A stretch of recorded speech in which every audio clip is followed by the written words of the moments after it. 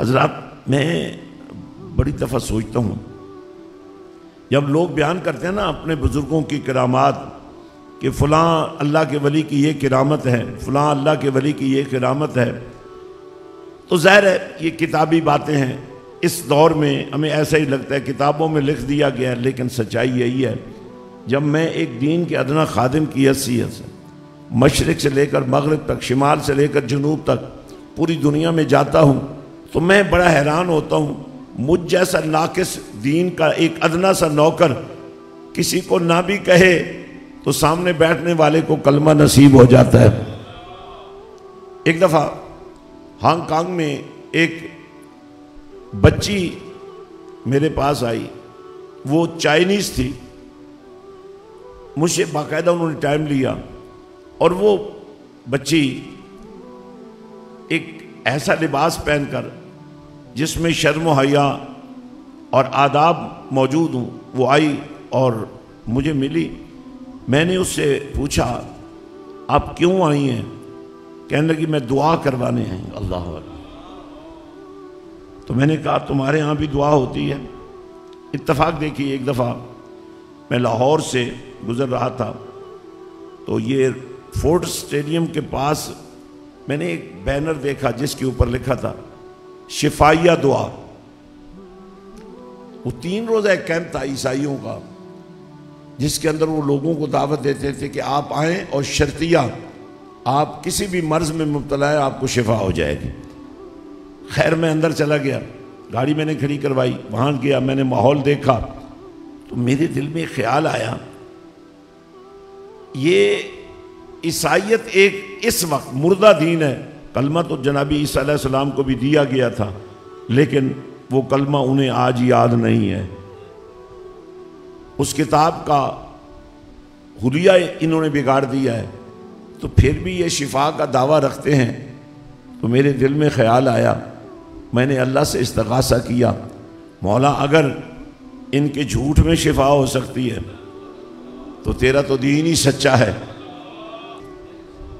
میں اگلے اجتماع میں گیا، بس ویسے ہی میرے دل میں خیال آیا، میں نے لوگوں سے کہا بھائی جتنے یہاں بیمار بیٹھے ہیں، میں نے تصور کیا،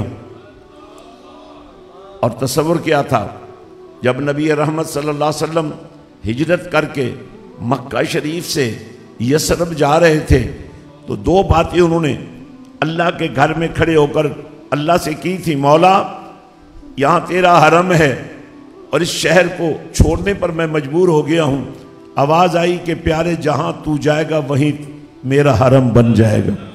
اور دوسری بات انہوں نے کہی، مولا یثرب بیماریوں کا گڑھ ہے اور میں وہاں جا رہا ہوں، آواز آئی محبوب تیرے قدم لگیں گے اس مٹی میں بھی شفا پیدا ہو جائے۔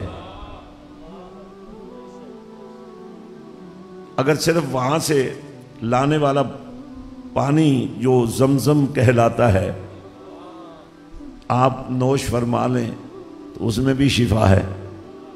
تو وہ بچی مجھے ملی، کہنے لگی میں آپ کے پاس دعا کرانے آئی ہوں، میں نے سنا تھا مسلمانوں کا کوئی بزرگ آ رہا ہے، تو میں نے کہا میں سے یہ بتاؤ کہ تم کس مذہب سے تعلق رکھتی ہو؟ کہنے لگی میرے ماں باپ تو بدھ مذہب سے تعلق رکھتے ہیں لیکن میں ایک انگلش میڈیم سکول میں جو ایک چرچ کے تحت تھا اس میں پڑھتی رہی ہوں، تو میں عیسائی ہو چکی ہوں، تو میں دعا کروانے آئی ہوں۔ اب یقین فرمائیے اس کی یہ بات سن کر میرے دل میں خیال آیا، مولا اس کا کیا قصور ہے؟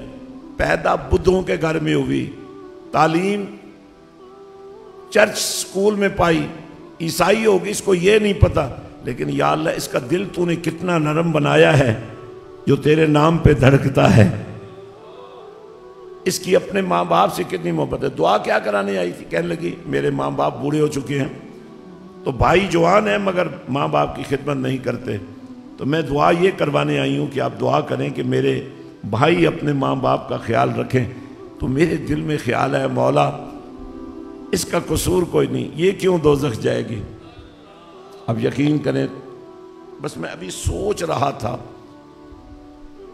کہ اس بچی نے کہا میں مسلمان ہونا چاہتی ہوں۔ میں نے کہا تو گھر سے ارادہ لے کر آئی ہے، کہنے لگی نہیں ابھی، ہائے ہائے ابھی میرا دل. میں نے کہا کس بات پہ تمہارا دل مائل ہوا ہے؟ کہنے لگی میں چونکہ عیسائی ہوں اور عیسائی پوپوں سے ملتی ہوں، لیکن جو شفقت اور جو محبت آپ کے چہرے سے مجھے ملی ہے، میرا دل مان گیا ہے کہ مسلمانوں کا مذہب سچا ہے. اور یہاں تو اس بات پر بھی فیصلہ ہو جاتا ہے. اور اگر ہم اچھے مسلمان بن جائیں، قرآن کے نور سے اپنے آپ کو مزین کر لیں، تو ہمارے بچے کیسے بن سکتے ہیں؟ اور کافر مسلمان ہو سکتا ہے تو ہمارے بچوں کو بے حیائی سے ہم کیوں نہیں بچا سکتے؟